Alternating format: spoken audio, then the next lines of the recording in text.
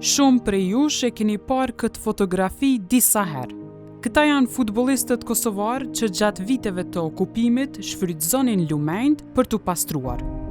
Kjo fotografi është shkrepur 29 vjet më parë, në mars të vitit 1997 në Llukar të Prishtinës. Autori i kësaj fotografie, që tregon rrugtimin teje të vështirë të sportit kosovar, është gazetari Gani Kosumi, tash 70 vjeçar.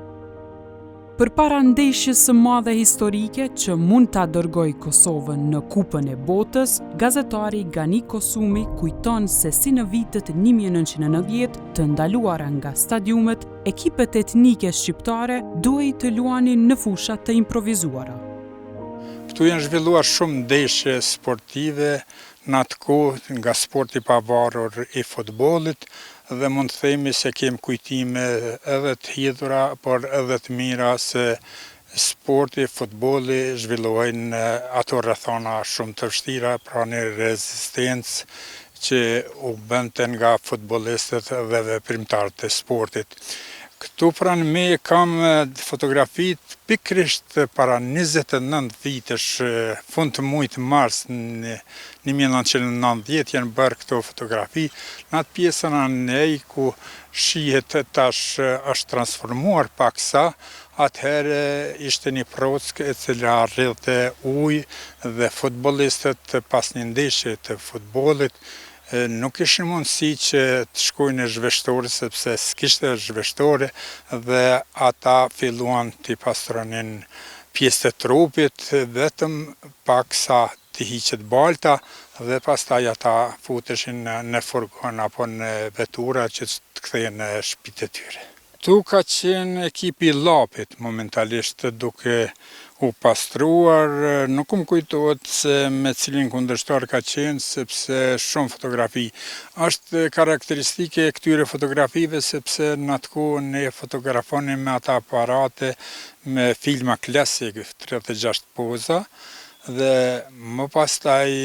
ato zhvilloheshin fotografi dhe bëshin fotografit për nevojat të ndryshme. Kishin mbetur vetëm 3 poza dhe këto 3 poza i shkrepa, e pash se është një ngjarje që duhet shënuar dhe mendoj se janë ndër fotografit cilat kanë kontribuar shumë edhe për pranimin e Federatës së Futbollit të Kosovës në UEFA, FIFA e kështu me radhë, sepse futbollistët nuk kanë kursyer asgjë, vetëm që të zhvillojnë ndeshjet sportive për Republikën e Kosovës dhe për këto arritje që ka arritur kombëtarja e Kosovës përkatësisht të skuadrat që marrin pjesë në Evropë. S'kam menduar ndonjëherë se do të kenë aq impakt këto fotografi, sepse sot e kësaj dite unë këto 5 vitet e fundit kam punuar shumë që të klasifikoj fotografitë që kam bërë në të gjitha deg sportet dhe dikun arrin numri 500.000 fotografive për vitit 90 e këndej dhe do të thotë është një pasuri e madhe për sportin e Kosovës. Kur Jugoslavia po shpërbëhej në fillim të viteve 1990, ekipet sportive etnike shqiptare në Kosovë u ndaluanin të luanin në fusha dhe stadiume zyrtare.